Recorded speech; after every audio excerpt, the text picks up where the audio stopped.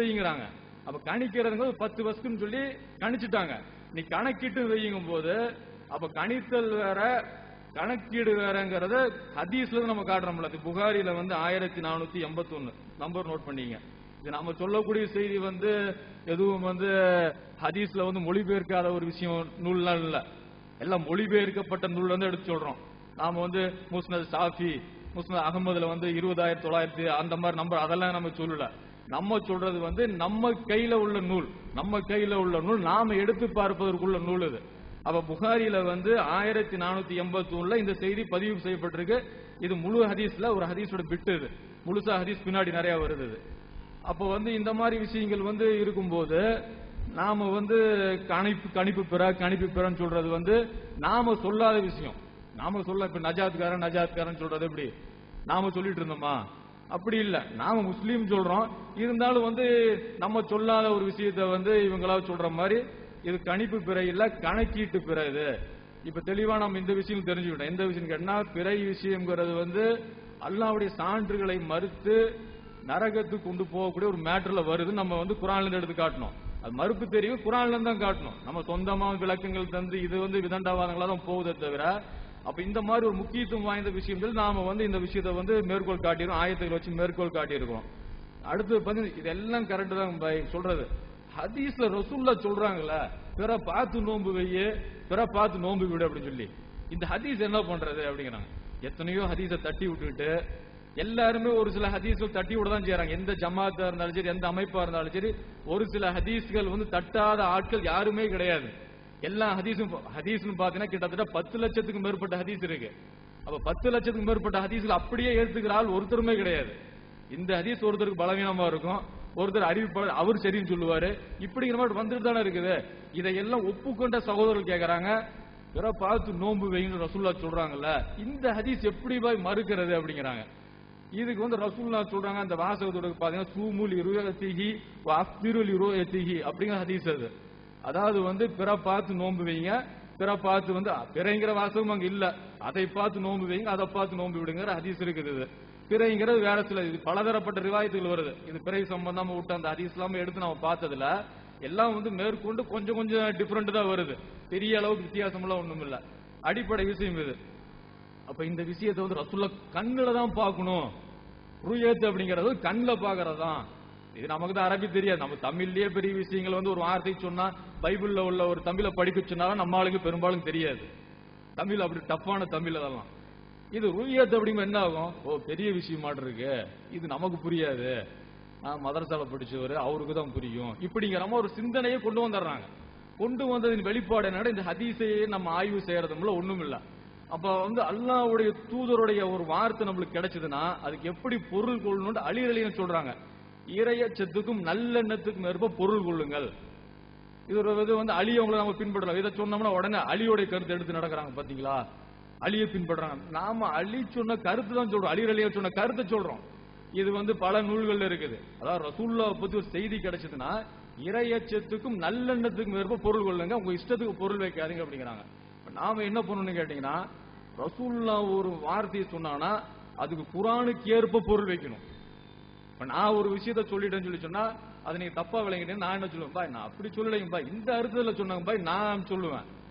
என்ன விட நம்ம உட்காந்து அத்தனை பேர்த்தை விட ஈமான்ல பல கோடி மடங்கு உயர்ந்தவங்க ரசூலுல்லாஹ் நபி ஸல்லல்லாஹு அலைஹி வஸல்லம். அவங்க குர்ஆனுக்கு மாற்றமா பேசுவாங்களா? அப்ப ரூயத்துங்கிற வார்த்தையை ரசூலுல்லாஹ் கண்ணுல தான் பார்க்கணுங்கிற அர்த்தத்தெல்லாம் பயன்படுத்தினாங்களா? ரசூலுல்லாஹ் பத்தி என்ன நினைக்கிறான்னு கேட்டா, அகில உலக தூதர் முதல்ல நம்ம நம்பணும். ரசூலுடைய வார்த்தைகள் எல்லா காலத்துக்கும் பொருந்துற மாதிரி அமைக்கப்பட்டிருக்கும். இந்த ரசூலுல்லாஹ் நபி ஸல்லல்லாஹு அலைஹி சொல்றாங்க, அல் ஜவாமிஉல் கலீம் அப்படிங்கிறாங்க. ஒருங்கிணைந்த பொருட்கள் கொண்ட சொற்களை கொண்டு நான் வழங்கப்பட்டிருக்கிறேங்கிறாங்க. அல்லாஹ் இந்த மாதிரி சிறப்பு கொடுத்திருக்கிறாங்க. வார்த்தை சின்னதா இருக்கும், பொருள் பெருசா இருக்கிறாங்க. இந்த ஹதீஸ் நீங்க பார்த்து திருமதி இன்னும் பல நூல்கள் இருக்குது. நீங்க பார்த்து பொருள் சின்னதா இருக்கும், வார்த்தைகள் சின்னதா இருக்கும், பொருள் பெருசா இருக்கிற வார்த்தை நீங்க பல நூல்கள்ல பார்க்கலாம். இப்ப ரசூலுல்லாஹ்வுடைய இந்த வார்த்தை பாத்தீங்கன்னு சொல்லி சொன்னா, இப்ப ரூயத்துங்கிற வார்த்தை பாத்தீங்கன்னா குர்ஆன்ல தொழாவணின்னு சொன்னா பல இடங்கள்ல வரும். கிட்டத்தட்ட நாம பார்த்த வரைக்குமே சில பேர் 300 இடங்கள்ங்கிறாங்க. நம்ம பார்த்த வரைக்கும் கிட்டத்தட்ட நூற்றுக்கணக்கான இடங்கள்ல இருக்குது. கண்ணுல பாக்குறதையும் குறிப்பிடுது, கண்ணுல பார்க்க கூடாதுன்னு சொல்லல. இது எப்படி திசை திருப்புறாங்கன்னா, பிறைய கண்ணிலேயே பார்க்க கூடாது, பார்க்க கூடாது அப்படி கொண்டு வந்துடுறாங்க. இப்ப நம்மளோட ஒரு சின்ன பையன் காலேஜ்ல படிக்கிற பையன் பேசிட்டு இருக்கும்போது, ரமலான் மாசத்துல பேசிட்டு இருக்கும்போது தொழுகையை பத்தி பேசிட்டு இருக்கும்போது அவர் வந்து சொல்றாரு, நீங்க வந்து பிறைய பார்க்காம நோன்பு வச்சிருவீங்களா ஏங் பாய் அப்படின்னாரு. நான் சொன்ன, தம்பி நைட் வந்து 7:30 மணிக்கு நடக்குது, நான் தலைக்கு மேல பாரு அப்படின்னா, தலைக்கு பிற தெரியுதா? தெரியுதுங்க பாய். இந்த டைமுக்கு பிற தெரியும் உனக்கு தெரியுமா கேட்டேன். இல்ல எனக்கு தெரியாது. இப்ப நான் சொல்றேன்ல, கரெக்டா சொல்றேன்ல அப்படின்னு. அப்ப நீ டெய்லி பிற பாக்குற, நான் டெய்லி பிற பாக்குறேன்னா? பிறைய பார்க்கணும்னு சொல்றவங்க யாரும் டெய்லி பாக்குறது கிடையாது. பிறைய கண்ணுல பார்க்க கூடாதுன்னு நம்ம சொல்லல, டெய்லி பார்க்க சொல்லிதான் சொல்றோம். அந்த கணக்கீடு போட்டது கூட நீங்க அங்க வந்து பிராக்டிகலா பார்க்கலாம். நம்ம போயிட்டு இருக்கிற பாதை கரெக்டாங்கிறத பார்க்கலாம். அப்ப பிறையவே வந்து பார்க்காமயே பாத்தீங்கன்னு சொல்லி சொன்னா நம்மள பாக்குறதே இல்லைங்கிறாங்க. நாம எந்தெந்த டைம்ல எந்தெந்த பிறை எங்க இருக்கும் நல்லா தெரியும். முழுமையா தெரியல, ஓரளவுக்கு நம்ம பார்த்து சொல்லிடுவோம், நம்ம இந்த டேட்ல இங்கதான் தெரியும் சொல்லி. அப்ப அந்த பையன் விளக்கு கொடுத்தோம்னா அந்த பையன் அப்புறம் ஒத்துக்கிட்டான், இல்ல நாம வந்து பிற டெய்லி பாக்குறது இல்ல, அப்ப நீங்க டெய்லி பார்க்க நான் ஒத்துக்கிறேன் அப்படின்னா. அப்ப இந்த மாதிரி என்ன, ரூயத்துங்கிற வார்த்தை பறந்து விரிஞ்ச அர்த்தம் கொண்டது. ரசூலுல்லாஹ்வுடைய மார்க்கத்தையே சின்னதா இருக்கும், பொருள் பெருசா இருக்கும். இதை நாம நம்பலன்னு சொன்னா அப்ப ரசூலுல்லாஹ்வுடைய மார்க்கம் இந்த ஹதீஸ் என்ன வருது? இப்ப நாம சொல்ற இந்த வார்த்தையை வச்சு சொல்றோம். நபி ஸல்லல்லாஹு அலைஹி வஸல்லம் அவங்க வந்து உதாரணம் சொல்றாங்க, சல்லு கமார் ஆயித்து மூனி சல்லிங்கிறாங்க, என்னை எவ்வாறு தொலை பார்த்தீர்களோ அப்படி தொழுங்க ரசூலுல்லாஹ் சொல்றாங்க. என்னை எப்படி தொலை பார்த்தீங்களோ, இப்ப கண்ணிலே நாமெல்லாம் பார்த்தோம், இப்ப கண்ணில் பார்த்த ஆள் அந்த அடிப்படையில் நம்மள தொழுகை நடத்திட்டு இருக்கிறோமா? அது ஒரு விஷயம். இன்னொரு விஷயம் என்ன, இதுக்கு விரிவான பொருள் கொள்ளணும். நபி ஸல்லல்லாஹு அலைஹி வஸல்லம் அவங்க வந்து தக்பீர் சொல்லி நெஞ்சில கை வச்சாங்க, அந்த அர்த்தத்தையும் கொடுக்கலாம். ரசூலுல்லாஹ் அத்தியாயத்தில் இப்படி ஓதுனாங்க, அந்த அர்த்தத்தையும் கொடுக்கலாம். ரசூலுல்லாஹ் பிரயாணத்துல வந்து இப்படி தொழுதாங்கிற அந்த அர்த்தத்தையும், விரிவான பொருள் இது. ரசூலுல்லாஹ் பிரயாணத்துல இப்படி தொழுக பார்த்தேன், அதனால நான் இப்படி தொழுகிறேன். இப்ப நபி ஸல்லல்லாஹு அலைஹி வஸல்லம் மனைவி கிட்ட பேசிட்டு இருப்பாங்க, பேச தொழுகை அறிவிப்பு கொடுக்கப்பட்டா யார் என்று தெரியாதவர்களை போட்டு எந்திரிச்சு போயிருவாங்க அப்படின்னு வருது ஹதீஸ்ல. இப்ப அதே மாதிரி நாமளும் வந்து உரையாடிட்டு இருக்கிறோம், தொழுகை டைம் வந்துருச்சு போறோம். ஏன்னா ரசூலுல்லாஹ் இப்படி பார்த்தேன், ஹதீஸ்ல இப்படி பார்த்தேன், எப்படி விளங்கணும் நாம? இது விரிவான பொருள். இது ரசூலுல்லாஹ்வுடைய அந்த ராயித் அப்படிங்கிற வார்த்தைக்கு வந்து விரிவான பொருள் இருக்குது. இது குர்ஆன்லயே உள்ளதுதான். அப்ப விரிவான பொருள் கொடுக்க வேண்டிய இடத்துல வந்து விரிவான பொருள் கொடுக்காம ரசூலுல்லாஹ் இப்படிதான் சொன்னாங்கன்னா அது அல்லாஹ்வுடைய தூதர் மேல இட்டு கட்டுவது ஆகாதா? இது இட்டு கட்டுவதா ஆகும். ஏன்னா ரசூலுல்லாஹ் வந்து வார்த்தை சின்னதா இருக்கும், பொருள் பெருசா அல்லாஹ்வுடைய தூதரே சொல்லும் போது, அப்ப அதுக்கு தகுந்த மாதிரிதான் வந்து அந்த வார்த்தை வாசகம் ரசூலுல்லாஹ் அமைச்சிருக்கும் போது, இது எப்படி வந்து பிறை கண்ணில் தான் பார்க்கணும் ரசூலுல்லாஹ் சொன்னாங்கன்னு சொல்ல முடியும்? அப்ப இது ஒரு விஷயம் பார்க்கும்போது நீங்க கேட்கலாம், அப்ப வந்து ஹதீஸ் நீங்க மட்டும் சரியா விளங்கிட்டீங்களா? அப்ப வேற யாருமே ஆலிமுல்லா விளங்கலையா? மக்கள் ஒட்டுமொத்தமா வந்து தப்பாதான் விளங்கிக்குவாங்களா? இப்படி இதுக்கும் ஹதீஸ் இருக்குது. நபி ஸல்லல்லாஹு அலைஹி வஸல்லம் அவங்க மரணிப்பதற்கு 1 மாதத்துக்கு முன்னாடி சொல்றாங்க, இன்னைக்கு பூமியில உள்ளவங்கல்ல யாருமே 1 நூற்றாண்டுக்கு அப்புறம் உயிரோடு இருக்க மாட்டாங்க ரசூலுல்லாஹ் சொல்றாங்க. ரசூலுல்லாஹ் மௌத்தா போறதுக்கு 1 மாதத்திற்கு முன்னாடி சொல்றாங்க. இது முஸ்லீம்ல, முஸ்னத் அஹமதுல, புகாரில எல்லாம் உள்ள செய்தி. அது ஒரு நூற்றாண்டுக்கு அப்புறம் உயிரோடு இருக்க மாட்டாங்க அப்படிங்கிறாங்க. அப்ப சஹாபாக்கள் ஒட்டுமொத்தமா என்ன நினைக்கிறாங்க, 1 நூற்றாண்டுல உலகம் அழிஞ்சிரும் அப்படி நினைக்கிறாங்க. ரசூலுல்லாஹ் சொன்னது வார்த்தை வந்து கருத்து வேற, இவங்க விளங்கிட்டாங்க எப்படின்னு கேட்டீங்கன்னா 1 நூற்றாண்டுல 100 வருஷத்துல உலகம் அழிஞ்சு போயிடும் அப்படின்னு. இப்படிதான் அவங்க நம்பி இருக்கிறாங்க. கிட்டத்தட்ட ஹிஜ்ரி 110-11 வரைக்கும் அவங்க நம்பி இருக்கிறாங்க. அப்போ வந்து அவங்க விளங்குவதற்கான கால அவகாசம் எவ்வளவு தேவைப்பட்டுச்சு? அந்த ஹதீஸை விளங்குறதுக்கு 100 வருஷம் ஆயிருக்கு அவங்களுக்கு. அப்போ வந்து ஒரு சஹாபி கடைசியா வந்து ஹிஜ்ரி 110 வந்து அவர் பேரும் இருக்குது வந்து மரணிக்கிறாரு. அப்பதான் அவங்க விளங்குறாங்க, இதெல்லாம் ஹதீஸ்ல உள்ளதுதான். ரசூலுல்லாஹ் சொன்னது இன்னைக்கு பூமியில் உள்ள மனுஷங்கள்ல தான் சொல்றாங்களே தவிர உலகம் அழிஞ்சு சொல்லல. அந்த கருத்துல ரசூலுல்லாஹ் சொன்னாங்க, அப்ப விளங்கிக்கிட்டோம் அப்படிங்கிறாங்க. அப்போ ஒரு ஹதீஸை விளங்குறதுக்கு சஹாபாக்களுக்கு வந்து கிட்டத்தட்ட 100 வருஷம் ஆயிருந்திருக்கு. அப்ப நமக்கு 1000 வருஷம் ஆகுறதுங்கிறது பெரிய விஷயம் இல்ல. அது உங்களுக்கு விளங்குமா விளங்காதாங்கிற மேட்டர் கேட்கும்போது சொல்றோம், நம்ம ஒட்டுமொத்த சஹாபாக்களும் அங்க ஒரு செய்தியை தப்பா விளங்கி இருந்திருக்காங்களே. அப்ப இதை நம்ம சான்றா வைக்கிறோம். நம்ம வைக்கிறதெல்லாம் ஹதீஸ்களை சான்றா வைக்கிறோம், குர்ஆனை சான்றா நம்ம சொல்றோம். சஹாபாக்கள் எல்லாம் வந்து தப்பா விளங்கிக்கிட்டே இருப்பாங்க, அதை சொல்லல. நம்ம இந்த மாதிரி ஒரு சில சந்தர்ப்பங்கள்ல வந்து ரசூலுல்லாஹ் ஒரு கருத்தை சொல்ல வேறொரு கருத்தில் விளங்கிக்கிறது உண்டு. இதுக்கு நீளமான நிறைய விஷயங்கள் நம்ம சொல்ல முடியும். ஏன்னா நேரம் வந்து ரொம்ப கம்மியா இருக்கு, நம்ம ஒவ்வொரு விஷயங்களும் நம்ம சொல்றோம். நம்ம அது அப்ப பார்க்கும்போது சஹாபாக்கள் பின்னாடி விளங்கிட்டாங்க. அப்ப இந்த மாதிரி பாத்தீங்க சொல்லி சொன்னா நம்ம வந்து குர்ஆனுக்கு ஏற்பதான் ரசூலுல்லாஹ் பொருள் கொள்ளுவாங்க அப்படிங்கிற நம்ம வந்து முதல்ல சொல்லணும்ல. அப்ப ரசூலுல்லாஹ் அல்லாஹ் சொல்லக்கூடிய இடங்கள்ல பல இடங்கள்ல பார்த்தீங்கன்னா, இப்ப இந்த தரா அப்படிங்கிற வார்த்தை பல இடங்கள்ல வருது. இந்த ரூயத்துங்கிற வார்த்தைக்கு நெருக்கமான வார்த்தை தான். அது எல்லாம் எது குர்ஆன்ல எடுத்து பாத்தீங்கன்னா கண்ணால பார்ப்பதும் வருது, நாம இல்லைன்னு சொல்லல. தகவல், ஆய்வு பண்றது, இதையெல்லாம் சேர்த்தி தான் வருது. அப்ப சேர்த்தி வரும்போது என்ன மறுப்பு தெரிவிக்கிறாங்க, அதெல்லாம் நாம் இன்ஷால்லா ஒரு கட்டம் வந்து விரிவான பார்ப்போம். அது எவ்வளவு ஏமாத்து வேலை, 2 ஆப்ஜெக்ட் 3 ஆப்ஜெக்ட் உட்காந்துக்கிட்டு அது 2 ஆப்ஜெக்டா 3 ஆப்ஜெக்ட், அது அலசி ஆராயக்கூடிய மேட்டரும் கிடையாது அது. அப்ப அந்த மாதிரி மேட்டர்ஸ் சகோதரர்கள் ஏமாத்துறாங்க. அந்த அலம் தர கைஃபல ரப்பு கபி அஸ்ஹாபில் ஃபீல்னு வரக்கூடிய அந்த வசனத்தில் நம்ம எடுத்து காட்டும் போது, யானை படையின் ஒரு ரப்பு என்ன ஆக்கினான்னு சொல்லி பார்க்கவில்லையான்னு கேட்கும் போது, ரசூல்லா பிறப்பதற்கு பல வருடங்களுக்கு முன்னாடி யானைப்படை அழிஞ்சிச்சு. அதை ரசூல்லா எப்படி பார்ப்பாங்க, கண்ணால தகவலால் தானே அதை வந்து பெற்றுக்கிட்டாங்க அப்படின்னு கேட்கும்போது, அதுக்கு 2 ஆப்ஜெக்ட். இது உட்காந்து கிளாஸ் நடக்கும் போது ஒருவேளை ஒரு சகோதரர்கள் என்ன சொல்றாங்கன்னு கேட்டா, பிறையில் ஒரு யூத பார்வை அப்படிங்கிற டைட்டில் கொடுத்து ஒவ்வொரு தர்பியாக்களும் நடத்தப்படுது. ஏன்னு கேட்டீங்கன்னா, இது பறந்து பார்க்கணும். நமக்கு வந்து என்ன ஆதாரங்கள் எடுத்து வைக்கிறோம் அல்லாஹ்வுடைய நமக்கு தெரியும். நமக்கு தெரியாம வந்து இது கணக்கீடு சரி நம்ம வரல. நம்ம எல்லா ஆதாரங்களும் நடுநிலையோடு முறையோடு அல்லாஹ்வுடைய உதவி கொண்டு பார்த்ததுனால நம்ம சொல்றோம். அந்த ஆப்ஜெக்ட் விவகாரங்கள் ஒண்ணுமே கிடையாது. அது விரிவா பின்னாடி இன்ஷால்லா இன்னொரு டைம்ல நம்ம பேசும்போது. அப்ப இதை சொல்லி என்ன ஏமாத்துறாங்க, ஆப்ஜெக்ட் இது இத்தனை ஆப்ஜெக்ட், 2 ஆப்ஜெக்ட் 3 ஆப்ஜெக்ட் அப்படின்னு சொல்லி. அப்ப ரசூலுல்லாஹ்வுடைய வார்த்தையை வந்து புரியறதுக்கு ஆப்ஜெக்ட் படிச்சுதான் புரியணுமா? அப்படிங்கிற விஷயம் இல்ல. குர்ஆனை படிச்ச தெளிவா பாமரர்களுக்கு பிடிக்கக்கூடிய விஷயம். அந்த ஆப்ஜெக்ட் சொல்றதுனால மறுபடியும் எடுத்து தெளிவா எடுத்து சொல்ல தெரியல. வெளியே இந்த சகோதரர்களுக்கு வந்து இது இந்த வசனத்தை எடுத்து காட்டும் போது, இது இத்தனை ஆப்ஜெக்ட், இது ஏன் நம்ம விரிவா பேசுறதுன்னு மைண்ட்ல உட்காராது.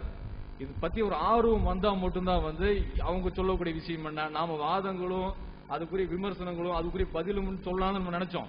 ஆனா அதுக்குரிய இந்த பிறை சம்பந்தம் ஆர்வம் இருந்துச்சுன்னு சொல்லி சொன்னா, அவங்க கேட்கக்கூடிய அத்தனை கேள்வி அல்லாஹ்வுடைய கூட ஒரு 4 மணி நேரம் நாமளே ஒதுக்கி பதில் தர முடியும். இதுக்கு அபூ அப்துல்லா தான் வரணும், இதுக்கு முகமது தான் வரணும்னு கிடையாது. இதுக்கு அல்லாஹ்வுடைய கூட குர்ஆனோட யாருக்கு தொடர்பு இருக்குதோ அவங்க சொல்ல முடியும். இது இப்ப நாம அந்த விஷயத்தை எடுத்து அது ஒரு டீப்பான விஷயமா இருக்கிறோம், அது வேண்டாம். இது நம்ம ஒரு அடிப்படையான விஷயத்தை மட்டும் மக்களுக்கு சொல்லுவோம் அப்படிங்கிற அடிப்படையில் நாம் இந்த மாதிரி விஷயம் சொல்லிட்டு இருக்கிறோம். இப்ப ரசூலுல்லாஹ்வுடைய வார்த்தைக்கு இவ்வளவு வந்து விரிவான பொருள் கொடுக்கணும்னு சொல்லி அல்லாஹ்வுடைய தூதரே சொல்றாங்க. சொல்லும் போது நம்ம பார்க்கணும் எந்த வகையில் நியாயம் இது? சரி, அப்படியே இருந்தாலும் நபி ஸல்லல்லாஹு அலைஹி வஸல்லம் டெய்லி பார்த்தாங்களா அல்லது வருஷத்துல வந்து 2 முறை மட்டும் பார்த்தாங்களா? நாம டெய்லி பார்த்ததுக்கு நம்ம ஆதாரம் என்ன சொல்லணும்? குர்ஆன்ல வந்து 2வது அத்தியாயத்துல 189 வசனத்தை காட்டுறோம். நபியே பிறைகளை பற்றி உம்மிடம் கேட்கிறார்கள் அந்த வசனம் சொல்றோம். டெய்லி பார்க்கறது பிறைகள் வருது. ஹிலால்னா பிற, அஹில்லா அப்படின்னா பிறைகள். இது ஒரு விரிவான மேட்டர். அது அதுக்கும் போட்டு குழப்பிக்கிட்டு அதை பண்ணிட்டு இருக்கிறாங்க. இப்ப இது வந்து தெளிவான குர்ஆன்ல இருந்து எடுப்போம். நாம வந்து அரபி இலக்கியம் அதெல்லாம் தூக்கி போடுவோம்.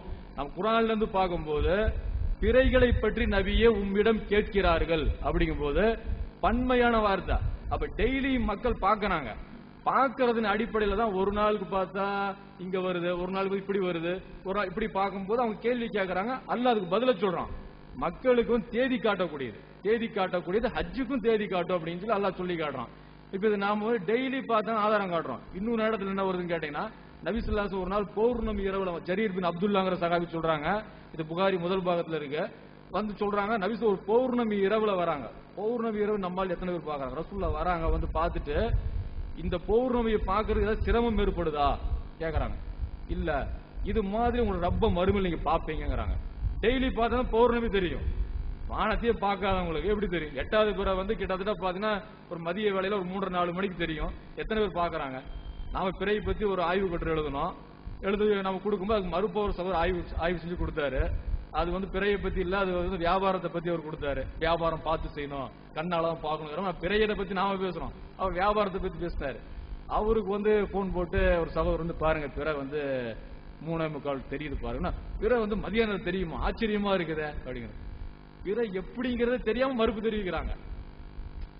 கோள்களை பொறுத்த வரைக்கும் கிழக்குல வந்து உதிச்சு மேற்குல மறையுது. ஆனா வந்து பிறை வந்து மேற்குல தான் உதிக்குது அப்படின்னு என்ன போய் சொல்றது போய்? இது தனி விஷயம். இது நபி ஸல்லல்லாஹு அலைஹி வஸல்லம் டெய்லி பிறைய பார்த்தாங்கிற விஷயத்தை நம்ம சொல்றோம். ஹதீஸ வந்து நம்ம சொல்றோம், ஹதீஸ வந்து ஆதாரமா காட்டுறோம், ஆயத்தை ஆதாரமா நம்ம காட்டுறோம். இப்ப இன்னொன்னு சொல்றாங்க, நபி திருமதியில வருது, அதாவது வந்து நீங்க ரமலானுக்காக ஷாபானுடைய நாளை எண்ணி கணக்கிட்டு கொண்டு வாங்கன்னு சொல்றாங்க. இப்ப முன்னாடி பிறை பார்க்கறது வருது இல்ல, ரமலானுக்காக வந்து ஷாபானை கணக்கிட்டு வாங்கன்றது. ஷாபானை பார்க்கறது எப்படி பார்க்க முடியும்? அதுக்கு முன்னாடி உள்ள மாசம் ரஜபையும் கணக்கு பண்ணிட்டு வரணும். ரசூலுல்லாஹ் வார்த்தை சின்னதா இருக்கும், பொருள்கள் வந்து பெருசா இருக்கும். அப்ப எல்லா மாதத்தையும் பார்க்கும் போது இந்த பிரச்சனை இல்லையே. ஏன் அந்த அப்ப நாம் இத்தனை ஹதீஸ்கள், இன்னும் நிறைய ஹதீஸ்கள் இருக்கு. நபி ஸல்லல்லாஹு அலைஹி வஸல்லம் டெய்லி பிறை பார்த்தாங்க, சமுதாயத்து மக்கள் டெய்லி பிறை பார்த்தாங்க. எத்தனை செய்தி காட்டினாலும் ஒரு செய்தி போதுமானது. குர்ஆன்ல இருக்குது, குர்ஆனுக்கு வந்து மறுப்பே கிடையாது. பிறைகளை பற்றி கேட்கிறார், அதோட முடிஞ்சது. அது நாம மேற்கொண்டு நிறைய ஹதீஸ்கள் நம்ம காட்டுறோம். இப்ப நபி ஸல்லல்லாஹு அலைஹி வஸல்லம் அவங்க ரமலானுக்காக சாபானுடைய நாள்ல பிறைய தொழாவுனாங்க அப்படின்னு ஒரு ஹதீஸை காட்ட முடியுமா? அல்லது ரமலானுடைய ஈதுக்காக சவ்வாலுடைய நாம தொழாவிட்டு இருந்தாங்க பார்த்தாங்க, இன்னும் ஹதீஸை காட்ட முடியுமா? இன்னும் சொல்ல போனாங்க, தெளிவான பிறைய பாத்தீங்கன்னா ஒரு மாசம் 30 29 எப்ப நீங்க முடிவு பண்ண முடியும்?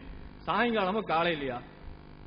டெய்லி பிறை பார்க்கக்கூடிய பழக்கம் இருந்து சொல்லி சொன்னா ஃபஜ்ருக்கு நீங்க பார்க்க முடியும். பார்க்கும்போது நீங்க பாத்தீங்கன்னா இந்த மாதம் 30ல முடியுது, 29 பிறை கண்ணால பார்க்கும்போது இந்த மாசம் 30ல முடியுது, காலையிலேயே தான் நீங்க பண்ண முடியும். நீங்க டிக்ளேர் பண்றது காலையில. இங்க என்ன ஹதீஸ தப்பா புரிஞ்சுக்கிட்டு மாலையில இருந்து இது பண்ணிக்கிட்டு பிற தெரியுமா அப்படின்னு பாக்குறது எந்த வகையில் நியாயம் இது?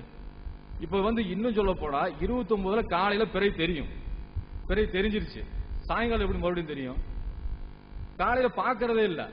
இப்ப நேற்று கூட ஒரு மோதி நாடு நம்ம பேசிட்டு இருக்கும்போது பஜ்ர் தொழில் வெளியே வந்த உடனே பிறையை நம்ம காமிச்சோம். காமிச்சோன்னா அவர் என்ன இப்படி தெளிவா இருக்குது அப்படின்னா நம்ம டேட்டெல்லாம் சொல்லும் போது ஏன் அப்ப எல்லாமே இப்படி இருக்கிறாங்க அப்படிங்கிறாரு. அப்ப என்ன கேட்டா பிறை விஷயத்துல ரொம்ப ரொம்ப கல்வி அறிவு ரொம்ப கீழே இருக்குது. முஸ்லீம்களை மேல ஏற்றணும், படிப்புல அது போகணும் இது போகணும் அப்படிங்கிறாங்க. இந்த விஷயத்துக்கு எங்க போச்சு? இது அடிப்படையான விஷயமாச்சு இது. அப்போ பாத்தீங்கன்னு சொன்னா ஒரு நாள் ஒரு மாதம் 30ல முடியுதா 29ல முடியுதான்னு எப்ப டிக்ளேர் பண்ண முடியும்னா காலையில தான் டிக்ளேர் பண்ண முடியும். ஆனா நேர் மாற்றமா இப்ப என்ன ஆகி போச்சுன்னா மாலையில டிக்ளேர் பண்றது. மாலையில எப்படி பார்க்க முடியும்? பிறை 29வது பிறை காலையில தெரியும். எப்பன்னு கேட்டீங்கன்னா மாசம் 30ல முடியும் போது 29ல பார்த்து கிழக்கு பகுதியில தெரியும். அப்ப பிறையை 29ல பார்த்துட்டோம். பார்த்துட்டு மறுபடியும் நம்ம 29 எப்படி பார்க்க முடியும்? சரி, அப்படின்னா நமக்கு 2 நாள்ல தள்ளி இருக்குல்ல. இப்ப நம்ம 29 இன்னைக்கு டேட்டு ஷவ்வால் 29. இப்ப அவங்க கணக்கு போற 27 தானே, நாளைக்கு 28 தானே, பிற தென்படணும் இல்ல, வானத்துல பிறை தென்படணும் இல்ல. அப்ப அந்த டேட் எங்க போச்சு? இப்ப டேட் எங்க போகுது? அப்ப அல்லாஹ் தேதியை காட்டுன்னு சொல்றான். இப்ப நாளைக்கு பிறையை பார்க்க முடியாது. நாளைக்கு சங்கமம் நாள், அது கன்ஜங்ஷன், அந்த நாள் எப்படி பிறையை பார்க்க முடியும்? இப்ப நபி ஸல்லல்லாஹு அலைஹி வஸல்லம் இப்படிதான் வழி காட்டினாங்களா? அப்ப பிறைய பார்க்கக்கூடிய அந்த திசைகளை நமக்கு இன்னும் தெரியல.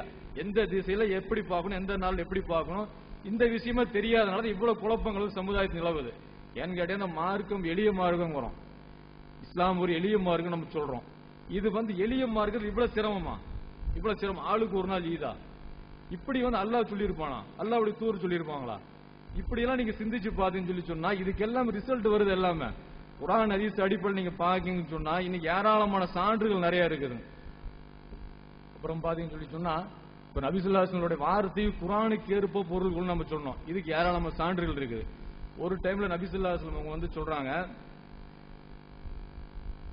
இந்த பனு குரைலா அப்படிங்கிற வசிப்பிடத்துக்கு ஒரு சகாபாக்கள் அகல் போர்ல இருந்து திரும்பும் போது பனு குரைலா அப்படிங்கிற வசிப்பிடத்தை அடையும் வரைக்கும் நீங்க அசர் தொழுகை தொழ வேண்டாம் அப்படின்னு சகாபாக்கள் சொல்லி அனுப்புறாங்க. பனு குரைலாங்கிற அந்த குலத்தாருடைய அந்த இடத்தை அடைஞ்சதுக்கு அப்புறம் நீங்க அசர் தொழுகணும் அப்படின்னு சொல்லி அனுப்புறாங்க. இது ஆர்டர். இது அப்படி போயிட்டு இருக்கும் வழியிலேயே அசர் தொழுகை நேரம் வந்துருச்சு. அப்ப சகாபாக்கள் ஒரு குரூப் என்ன சொல்றாங்கன்னா, அசர் தொழுகை டைம் வந்துருச்சு, நாம் அசர் தொழுகை தொழுவோங்கிறாங்க. ரசூலுல்லாஹ் சொன்னது அசர் தொழுகை நீங்க லேட் பண்ணிக்கிறாங்க கருத்துல தான் சொன்னாங்க.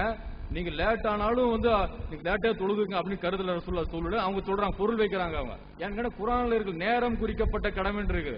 தொழுகை நேரம் குறிக்கப்பட்ட கடமை. இப்ப நேரம் கடந்தாவது நம்ம தொழுதுக்கலாம் ரசூலுல்லாஹ் சொல்லுவாங்களா அப்படிங்கிற கருத்துல அவங்க சொல்றாங்க. அப்ப இவங்க அந்த நேரத்தில் தொழுகிறாங்க. நேரம் ஆரம்பிச்ச உடனே அவங்க தொழுகிறாங்க. இன்னொரு அந்த சகாபிகள் கூட்டம் அது நேரம் முடியறதுக்கு முன்னாடி தொழுகிறாங்க. அப்ப இந்த அடிப்படையில் பேசினா இவங்க ரசூலுல்லாஹ்வுடைய அந்த வழிமுறைக்கு மாற்றம் செஞ்சுட்டாங்களா? இந்த சகாபாக்கள் முன்னாடி ஆரம்பத்திலே தொழுதாங்க பாருங்க. ரசூலுல்லாஹ் இந்த கருத்துல சொல்லல, ரசூலுல்லாஹ் நீங்க வேகமா போங்கிற கருத்துல தான் சொன்னாங்க அப்படி சொல்லிட்டு ஆரம்ப நிலையில தொழுதாங்கல்ல. அந்த சகாபாக்களும் ரசூலுல்லாஹ்வுடைய அந்த வார்த்தையை மீறிட்டாங்களா? மீறலாம் கிடையாது. இந்த செய்தி ரசூலுல்லாஹ்ட்டையும் வருது. வரும்போது ரசூல் அமைதியா இருந்துக்கிறாங்க.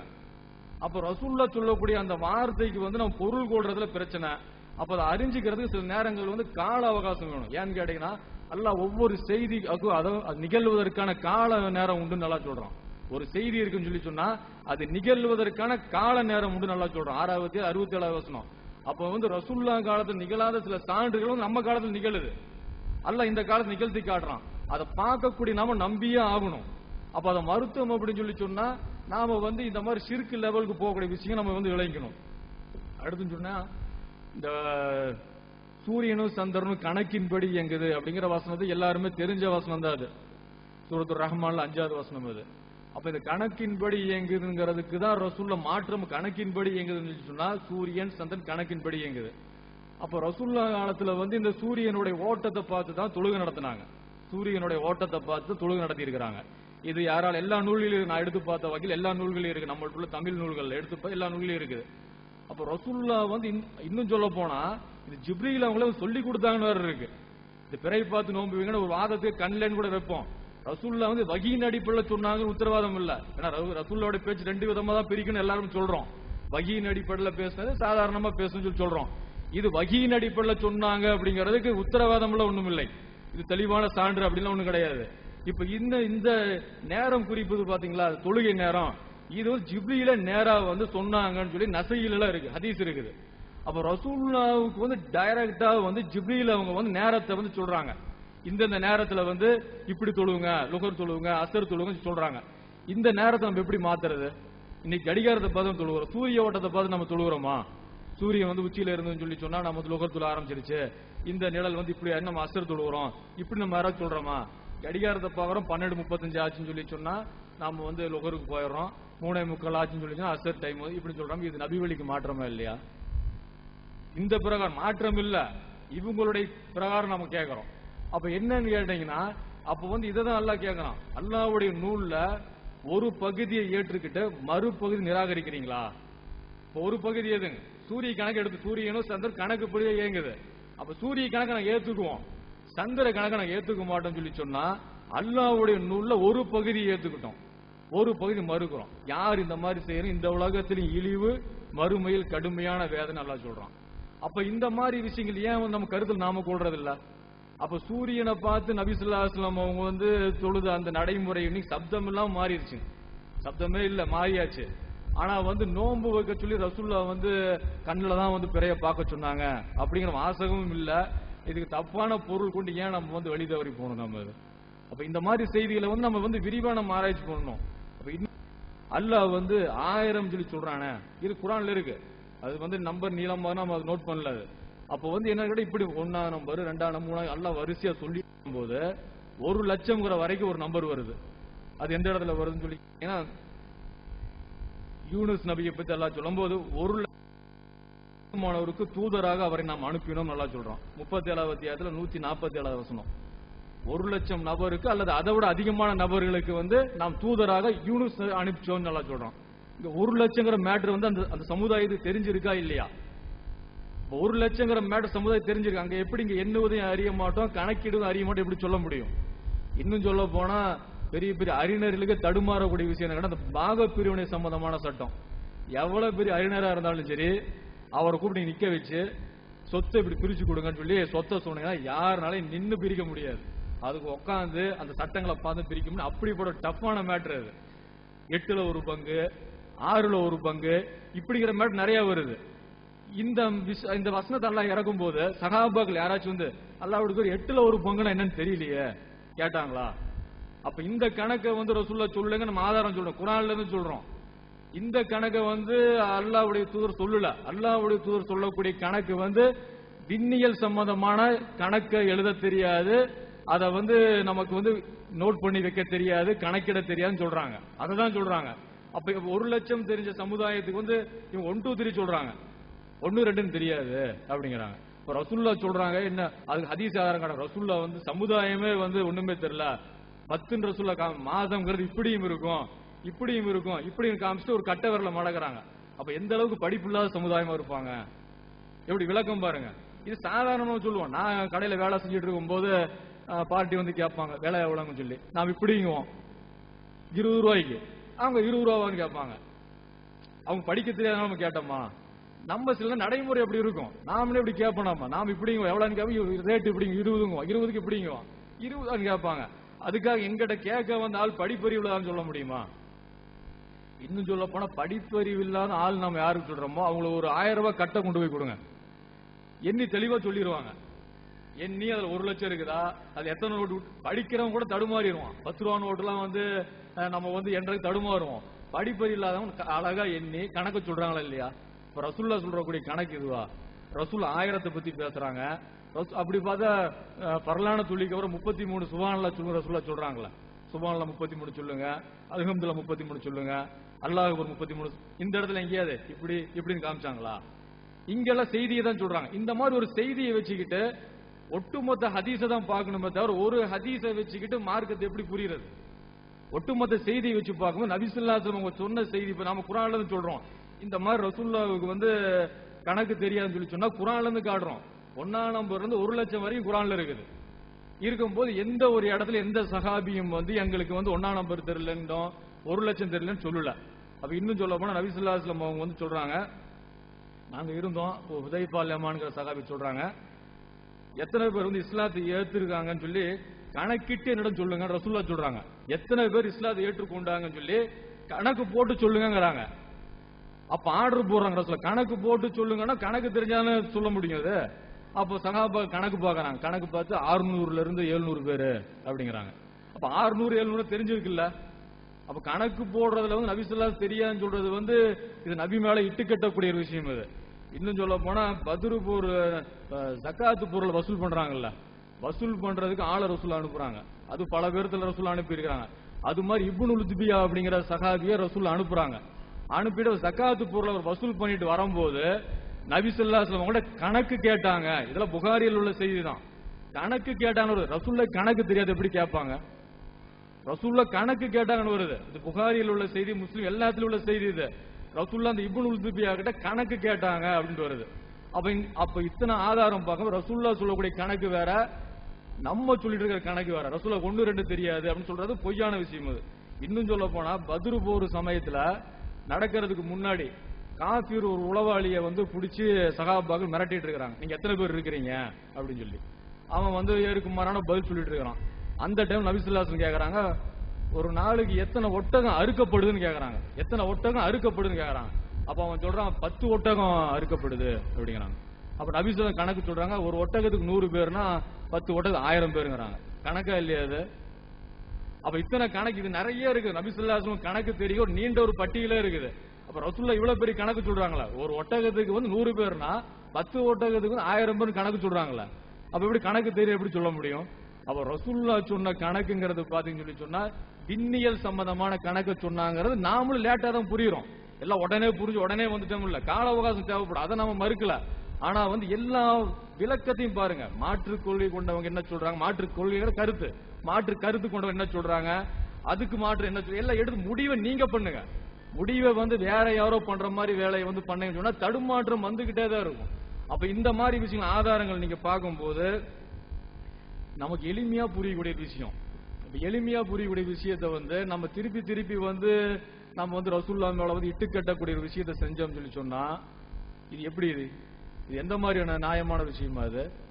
அப்ப இந்த மாதிரி விவகாரங்கள்லாம் பார்க்கும்போது நம்ம ஏராளமான விஷயங்களை பார்த்து இன்னும் சொல்ல அல்லாஹ் சொல்றான் ஒரு இடத்துல, சூரத்துல் அன்ஃபால்ல சொல்லும் போது கண்ணில் தான் பார்க்கணும்னு சொல்றாங்க. குர்ஆன்ல ஒரு வசனம் சொல்றோம் பாருங்க, மறுப்போருடைய முகங்களிலும் முதுகிலையும் வானவர்கள் அடித்து அவர்களை கைப்பற்றும் போது சுட்டெரிக்கும் வேதனை அனுபவிங்கள் என்று கூறுவதை நீர் பார்க்க வேண்டாம் அல்லாஹ் கேட்கறான். 8:50 வசனம் நோட் பண்ணீங்க. 8:50 அல்லாஹ் கேட்கறான். பார்க்கணும் ரசூலுல்லாஹ் எப்படி ஒரு காஃபிரை சுட்டெரிக்கும் வேதனையில தான் வேதனை அனுபவிங்கன்னு மலக்குகள் சொல்லுவாங்க. ரசூலுல்லாஹ் கண்ணால பார்த்தாங்களா? அந்த தகவல் எல்லாம் சொல்லி இப்படி நடக்குங்கிற தகவல் எல்லாம் சொல்றான், அதை நம்பணும். அப்ப ஒரு உறுதியான தகவல் இருந்துன்னு சொல்லி சொன்னா அதை நம்பணுமே தவிர அந்த உறுதியான நிராகரிக்க கூடாது. நான் இன்னொன்னு கேட்கறேன்னு கேட்டா ரசூலுல்லாஹ் கண்ணுல தான் பார்க்கணும்னு சொன்னாங்கன்னு சொல்றோம்ல. ரசூலுல்லாஹ் கண்ணுலயே பார்க்காம ஒரு தடவை மாதத்தை முடிக்கிறாங்க. அது நபிக்கு நபியோட சொல்லுங்க நபியை எதிராக நடந்தாங்களா? ஒரு நபி ஸல்லல்லாஹு அலைஹி வஸல்லம் 1 மாத காலம் மனைவி கிட்ட யார்ட்டையும் வரமாட்டேன்னு சொல்லி சத்தியம் செஞ்சுட்டு தனியா இருக்கிறாங்க, மாடியில் இருக்கிறாங்க. அந்த டைம்ல நபி ஸல்லல்லாஹு அலைஹி வஸல்லம் 29ஆம் நாள் காலையில், அது பல அறிவிப்புகள் இருக்குது, 29ஆம் நாள்ல வராங்க. வரும்போது அப்ப சஹாபாக்கள் கேட்கறாங்க, அல்லாஹ்வுடைய தூதர் 1 மாசம் சொல்லி சொன்னீங்க, நீங்க 29 நாளே வந்துட்டீங்களே அப்படின்னு கேட்கறாங்க. அப்ப நபி ஸல்லல்லாஹு அலைஹி வஸல்லம் சொல்றாங்க, மாதம்ங்கிறது 29ஆவும் இருக்கும், இந்த மாசம் 29ஓட முடிஞ்சிருச்சுங்கிறாங்க. ரசூலுல்லாஹ் இங்க பிறைய பார்த்தாங்களா? பிறைய பார்க்காம சொல்றாங்க. இது முஸ்லீம்ல இன்னும் வேற சில ஹதீஸ்கள் இருக்குது. இன்னும் நசையில என்ன வருதுன்னு கேட்டீங்கன்னா, ஜிப்ரீல் என்கிட்ட சொன்னாங்க இந்த மாசம் 29 முடியுது அப்படின்னு சொல்லி ஜிப்ரீல் என்கிட்ட சொன்னாங்கிறாங்க. அப்ப ஜிப்ரீல் அவங்களுடைய தகவல் மிக மிக உறுதியான தகவல். அப்ப அந்த உறுதியான தகவல் நபி ஸல்லல்லாஹு அலைஹி வஸல்லம் புறக்கணிக்கல இல்ல. இந்த முன்மாதிரியை வச்சு துல்லியமா பிறையை கணக்கிட முடியும் அப்படிங்கிற அந்த விஷயத்துக்கு ஏன் நம்ம எடுக்கக்கூடாது? நபி ஸல்லல்லாஹு அலைஹி வஸல்லம் வழிகாட்டுதல் இருக்குது, இங்கே ஒரு வழிகாட்டுதல் இருக்கதானே செய்யுது. பிறையை கண்ணாலதான் பார்க்கணும் ரசூலுல்லாஹ் சொன்னாங்கன்னு சொல்லக்கூடிய இந்த ஹதீஸ் எங்க? இந்த ஹதீஸ் ஏன் மக்கள்கிட்ட வைக்கல? நசையில தான் இருக்கு இந்த செய்தி, பெரிய இதுல 2ஆம் பாகத்துல வரப்போகுது. 2104 அந்த ஹதீஸ் நம்பர் அது. அப்ப இந்த செய்தி ஜிப்ரீல் வந்து சொன்னாங்கிற செய்தி இருக்குதா? இன்னும் முஸ்லீம்ல இருக்கு, ரசூலுல்லாஹ் வந்து பிறைய பார்க்க மாதம் முடிஞ்சிச்சு சொல்றாங்கல்ல. இதை ஏன் ஆழமா நம்ம வந்து கவனத்தில் எடுத்துக்கிறது இல்ல? அப்ப ரசூலுல்லாஹ்வுடைய வார்த்தைக்கு ரசூலுல்லாஹ் முரண்பட்டாங்க நம்ம சொல்ல போறோமா? பிறைய பார்க்கணும் ரசூலுல்லாஹ் சொன்னாங்க, ஆனா இந்த ஒரு மாசம் மட்டும் ரசூலுல்லாஹ் வந்து பிறைய பார்க்கல அப்படின்னு சொல்ல போறோமா? ரசூலுல்லாஹ் வந்து பிறைகளை தான் பார்க்கிற அந்த பழக்கம் இருந்ததே தவிர ஒரு பிறைய பார்த்ததா இல்லைங்கிறது இதெல்லாம் ஒரு அடிப்படையான விஷயம் இதெல்லாம். அப்ப இந்த அடிப்படையான விஷயங்கள் நம்ம தெரிஞ்சுக்கிட்டோம் அப்படின்னு சொல்லி சொன்னா நாம வந்து இபாதத்துகளை வந்து ஒரு சரியான நாள்ல ஆரம்பிக்கணும். ஏன்னா வந்து சரியான நாள்ல ஆரம்பிக்கிறது முக்கியமான விஷயம். இது சரியான நாள்ல நோன்பு ஆரம்பிச்சு சரியான நாள்ல நம்ம நோன்பு விடணும். இத்தனை ஆயத்துக்களை நம்ம காமிச்சாலும் ஹதீஸ்கள் தான் அப்படின்னு முக்கியத்துவம் கொடுக்குறோம் அப்படின்னு சொன்னா இந்த குர்ஆன் மட்டும் போதுங்கிற உருவாக்குறது யாரு? இந்த குர்ஆன் மட்டும் போதும் உருவாக்குறது யாருன்னு கேட்டா ஹதீஸ்களுக்கு தப்பான பொருள் கொடுத்து இந்த ஹதீஸ்கள் தான் வந்து அப்படிங்கிற மாதிரி பிடிக்கும் போது என்ன பண்றான், இந்த குர்ஆனை டீப்பா படிக்கிறவன் நம்ம செயல்படுறது குர்ஆன்ல இருக்குது, கரெக்டா இருக்குது. அப்ப தடையா இருக்கிறது எது? ஹதீஸ் தானே, தட்டி விடுங்களாம். அப்ப ரசூலுல்லாஹ்வுடைய வார்த்தையை கரெக்டா புரிஞ்சுக்கிட்டோம்னா ஹதீஸை தட்டக்கூடிய நிலையே ஏற்படாது. நான் ரசூலுல்லாஹ் குர்ஆனுக்கு ஒப்பதான் நபி ஸல்லல்லாஹு அலைஹி வஸல்லம் அவங்க வந்து சொல்லுவாங்களே தவிர நம்ம ஏற்கனவே சொல்லி இருக்கிறோம். அப்ப இந்த நிலையை சமுதாயத்தில் உருவாக்குறது யாரு? ஹதீஸ்ல ரசூலுல்லாஹ் சொல்லாத விஷயத்தை ரசூலுல்லாஹ் கண்ணுல தான் பார்க்க சொன்னாங்கன்னா ரசூலுல்லாஹ் இந்த ஹதீஸ் பதில் சொல்லட்டும், ஒண்ணும் இல்ல. அப்ப நபி ஸல்லல்லாஹு அலைஹி வஸல்லம் டெய்லி பார்த்ததுனால மாதம் எப்ப முடியுங்கிறது அவங்களுக்கு தெளிவா தெரியும். தெளிவா தெரிஞ்ச ஒரு விஷயத்துல வந்து குழப்பத்தை எப்ப உருவாக்குறோம் நாம பாக்குறது இல்ல. இப்ப பார்க்காததுனால நம்ம இன்னும் நிறைய விஷயம் நம்ம கையில விட்டுட்டோம். என்னன்னு கேட்டீங்கன்னா பிறைய மட்டும் தான் நம்ம சொல்றோமே தவிர நபி ஸல்லல்லாஹு அலைஹி வஸல்லம் சஹருடைய முடிவு எதை வச்சு பார்த்தாங்க? நீ சஹருடைய முடிவு 4:50 வைங்க, நீ நாம வந்து வாட்ச பாக்குறோம் அல்லது செல்போன்ல பாக்குறோம். நபி ஸல்லல்லாஹு அலைஹி வஸல்லம் காலத்துல எப்படி பார்த்தாங்க? வானத்தை பார்த்தான். அல்லாஹ் சொல்றான்ல கருப்பு கயிறுல இருந்து வெள்ளை கயிறு தெளிவாகும் வரைக்கும் உண்ணுங்கள் பாருங்கன்னு சொல்றான். அப்ப அதான் ஆர்டர் அதுதானே, அப்ப கட்டளையே அதுதான். அப்ப வந்து ஃபஜ்ருடைய இதை கண்ணுல பாக்குறாங்க, பார்த்து அது முஸ்லீம்ல ஹதீஸ் இருக்குது, பார்த்தாங்க ஹதீஸ் இருக்குது. இப்படிங்கும் போது இந்த நடைமுறை ஏன் மாத்துனீங்க அப்படின்னு கேட்டா அதுக்கு வந்து ரசூலுல்லாஹ் வந்து இப்படி சொன்னாங்க, அதுக்கு அப்படி சொன்னாங்க, வார்த்தை பிரயோகம் இப்படி இருக்குது அப்படி இருக்குதுன்னா நடைமுறையை பாருங்க. நடைமுறை ரசூலுல்லாஹ் நடைமுறை இப்படிதான் இருந்துச்சு. இதை மாற்றுவது எப்படி குற்றம் இல்லையோ, சிம்பிளான விஷயம் தானே, இதை மாற்றுறது எப்படி வந்து நபி வழிக்கு மாற்றம் இல்லையோ அதே மாதிரி பிறைகளை கணக்கிட்டு நம்ம வந்து சரியான நாள் நோம்பாரி எப்படி குற்றம் ஆகும்? இன்னும் பார்க்கும்போது நபி ஸல்லல்லாஹு அலைஹி வஸல்லம் நோன்பு துறக்கிறத கூட சூரியனை வந்து கண்டால் சொல்றாங்க, சூரியனை பார்க்கிற விஷயம் சொல்றாங்க. அதாவது வந்து பகல் வந்து இரவு வந்து முன்னோக்குவதை கண்டால் அப்படின்னு தான் வார்த்தை வருது. அப்ப பார்த்துட்டு தானே ரசூலுல்லாஹ் வந்து பண்ணிருக்கிறாங்க. இன்னைக்கு நாம வந்து 6:40 டைம் ஆச்சு 6 எப்படி நம்ம நோன்பு துறக்கிறது? அப்ப இதுக்கெல்லாம் கணக்கீடு தான், எல்லாத்துக்குமே கணக்கீடு தான். பிறையை தவிர மத்த எல்லா விஷயத்திலும் கணக்கீடு துல்லியமா போட்டுட்டு மத்ததுல பாத்தீங்கன்னு சொல்லி சொன்னா கணக்கீடு விட்டோம்னு சொல்லி இது த்ரில்லிங்கா இருக்கான். ஒருத்தர் எழுதுறாரு நோன்பு பெறுறால் இன்னைக்கா நாளைக்கு ஒரு த்ரில்லிங்கா இருக்கும், ஒரு பத்திரிகையில த்ரில்லிங்கா இருக்கும், அது ஒரு சுகமான சுமைங்கிறாரு. அத நாம கேட்கிறோம், மீட்டிங் டேட் கேட்கிறோம், மீட்டிங் டேட் துல்ஹஜ் பிறை 1 சொல்லிட்டு டேட்டை வந்து பிறையை பார்த்தா ஸ்டேஜ் போட முடியும். இன்னொரு த்ரில்லிங்கா இருக்கும்ல. இதெல்லாம் ஒரு விஷயமே இல்லையா? த்ரில்லிங்க மட்டும் மேட்டர்னா அல்லாஹ்வுடைய மார்க்க வழிகாட்டுதல் இருக்கா இல்லையா? முஸ்லீம்கள் இப்படி அலைஞ்சிட்டு இருக்க முடியுமா? இப்படி எல்லாம் இல்லைங்க. அப்ப என்னன்னு கேட்டீங்கன்னா அவங்களோட இஷ்டத்துக்கு ஹதீஸ்ல வளைக்கிறது அப்படிங்கும் போது பிரச்சனைகள் வருதே தவிர நியாயமான வகையில நம்ம புரிஞ்சோம் அப்படின்னு சொல்லி சொன்னா நம்ம எல்லா விஷயம் எல்லாம் வந்து லேசாக்கிடுவோம் நமக்கு. அது இன்னும் பாக்குன்னு சொன்னா நீங்க வந்து கிரகண தொழுகை இருக்கு பாருங்க, நம்ம நிறைய ஆதாரங்கள் இருக்குது. சுருக்கமா முடிக்க நம்ம பொதுவாக நம்ம உரைகளை சுருக்கமா முடிக்கணும் நம்ம சொல்றோம். உரைகளை பொறுத்த நீளமான உரைகள் கூடாது நம்ம வந்து லைஃப் ஏதோ ஒரு சில சந்தர்ப்பங்களை மட்டும் நபி ஸல்லல்லாஹு அலைஹி வஸல்லம் வந்து மிக நீளமான உரை நிகழ்த்தியிருக்கிறாங்க. வார்த்தைகள் வந்து நம்ம சுருக்கமாக நம்ம இருக்கணும் அப்படிங்கிற அடிப்படையில் நம்ம பேசுறோம். அதுல இந்த பிறை மேட்டர் நானும் பாக்குறேன், கிட்டத்தட்ட ஒரு 4 மணி நேரம் பேசலாம் மாட்டோம். அந்த அளவுக்கு மேட்டர்கள் வந்து சொதப்பி வச்சிருக்கிறாங்க போட்டு. அப்ப பார்க்கும்போது நம்மளால் இயன்ற அளவுக்கு 1 மணி நேரத்துக்குள்ள நம்மளால முடியுமா, அந்த 1 மணி நேரத்துல பேசலாங்க என்னோட ஐடியால நான் வந்தேன் நான். இப்ப நாம பார்க்கும்போது எத்தனை மணிக்கு ஆரம்பிச்சோம்? 10:50 ஆரம்பிச்சு அது 11:15 மணி நேரம் ஆயிட்டு இருக்குது. அப்ப என்ன இன்னொரு விஷயம் என்னன்னு கேட்டா ஒரே விஷயம் சொல்லி நான் முடிச்சுக்கிறேன். நிறைய விஷயங்கள் இருக்குது, நான் ஒரே விஷயம் சொல்லி முடிச்சுக்கிறேன். என்னன்னு கேட்டீங்கன்னா சூரிய கிரகண தொழுகை நபி ஸல்லல்லாஹு அலைஹி வஸல்லம் காலத்துல சூரிய கிரகண தொழுகை எப்படி தொழுதாங்க? சூரிய கிரகண தொழுகை சூரிய கிரகணம் ஏற்பட்டதுக்கு அப்புறம் தொழுதாங்களா, முன்னாடி அறிவிப்பு கொடுத்து தொழுதாங்களா? ஒரு சகாபி சொல்றாங்க, நான் அம்புகளை சரி செஞ்சுட்டு இருந்தேன், அந்த டைம்ல சூரிய கிரகணம் ஏற்பட்டுச்சு, அந்த டைம்ல மஸ்ஜித்ல இருந்து அழைப்பு வந்துச்சுங்கிற மாதிரி வாசகம் நிறைய வருது. அப்ப சூரிய கிரகணம் ஏற்பட்டதுக்கு அப்புறம் தான் வந்து சூரிய கிரகணம் தொழக்கூடிய பழக்கம் நபி ஸல்லல்லாஹு அலைஹி வஸல்லம் காலத்துல இருந்துச்சு. இன்னைக்கு சூரிய கிரகணம் ஏற்படுறதுக்கு ஒரு 10 நாளுக்கு முன்னாடி, ஒரு 4 நாளுக்கு முன்னாடி நோட்டீஸ் கொடுக்கிறது. இன்றைய தினம் வந்து சூரிய கிரகணம் வந்து 7:30 மணில இருந்து 8:15 வரைக்கும் இருப்பதால் சகோதரர்கள் எல்லாம் தொழிலுக்கு வந்து வரவும் இப்படி கொடுக்குறோம். இது எப்படி இது மாற்றமா இல்லையா? அங்கே அதே வாசகம் தான், கிரகணம் ஏற்படுவதை கண்டால் அதே வாசகம் தான் அங்கே இருக்கு. அப்ப அந்த வாசகத்துக்கு ஏன் வந்து இப்படி முக்கியத்துவம் கொடுக்காம அதை தகவலா எடுத்துக்கலாம், கணக்கில் எடுத்துக்கலாம் அப்படின்னு ஏன் அதெல்லாம் சிந்திக்கிறது இல்ல?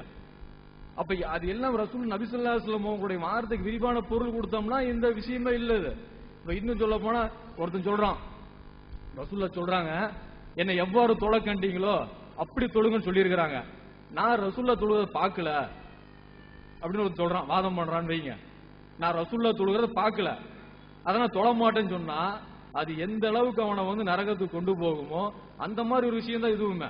பிறை வந்து கண்ணுல வந்து பார்த்தாதான் அப்படின்னு சொல்லி சொன்னா மாதம் முழுமையடையணும், அதான் விஷயமே. மாதம் முழுமையடைஞ்சிருச்சுன்னு தெரிஞ்சிருச்சுன்னா நம்ம அடுத்த மாதத்துக்கு போய்க்கலாம். இந்த மாசம் ரமலான், இந்த வருஷம் ரமலான் பிறை யாரு கண்ணுல பார்த்தது? யாரும் பார்க்கல. 4ஆம் பிறை தான் கண்ணுல தெரிஞ்சிச்சு. அப்ப மாதம் வந்து முழுமை அடைஞ்சிருச்சு, 29 அல்லது 30. இது எப்ப முழுமையடைங்கிறது நமக்கு தீர்க்கமா தெரியுதோ அடுத்த மாதத்துக்கு நம்ம போயிடுறோம்.